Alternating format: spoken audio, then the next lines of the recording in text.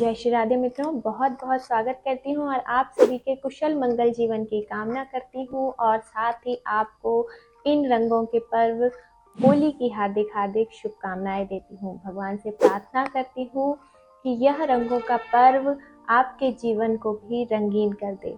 कुछ विशेष बातें जो ध्यान रखने योग्य हैं इस महापर्व होली में, वह क्या है, इस बात पर हम चर्चा करते हैं। देखिए, पवित्रता के तौर पे यदि हम बात करें तो होलिका दहन में कुछ ऐसी विशेष सामग्री आप अवश्य उपयोग करें जो कि नकारात्मकता को दूर करती हैं।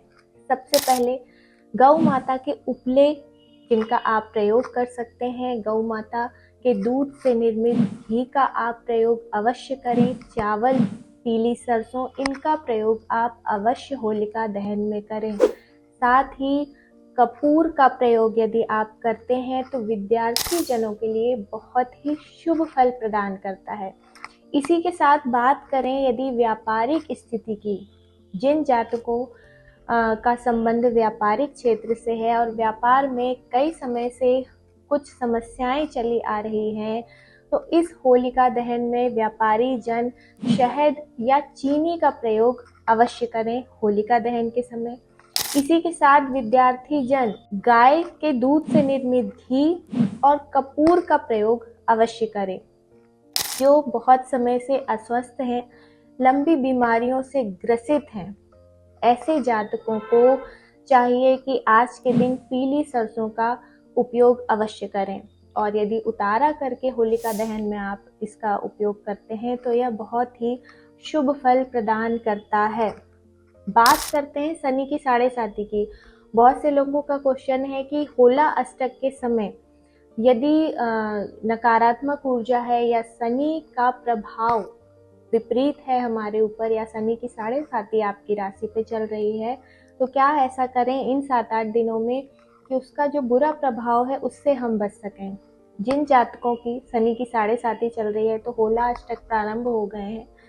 होली के दिन तक यदि आप इन दिनों में 7 मुखी रुद्राक्ष भोलेनाथ को अर्पित करके धारण करते हैं तो यह विशेष फलदायी आपको होता है। इन दिनों समी के वृक्ष पर यदि आप जल देते हैं और तिल के तेल का यदि दीपक आप प्रज्वलित करते हैं तो यह भी बहुत विशेष फलदायी होता है।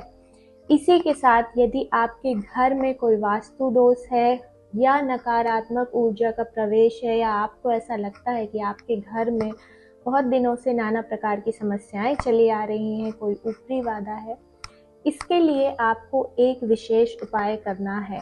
लाल रंग का कपड़ा लेकर के उसमें सुपारी की 5 गांठें रख के, 3 हल्दी की गांठें रख के, थोड़ी सी फिटकरी और लौंग रख करके इसे पोटली बना लेनी है और होलिका दहन के समय इसका उपयोग करना है, उसमें आपको अर्पित कर देना है। इससे घर में जो भी नकारात्मकता का प्रवेश हुआ है वह धीरे धीरे हट सकता है। इसी के साथ आप सभी से एक निवेदन करूंगी, स्वच्छता को ध्यान रखते हुए, सुरक्षा को ध्यान रखते हुए इस होली पर्व का आनंद लें, क्योंकि यह न केवल हमारे जीवन में सकारात्मक ऊर्जा का प्रभाव करती है, इसी के साथ साथ हमारे जीवन में खुशियाँ और समृद्धि भी लाती है।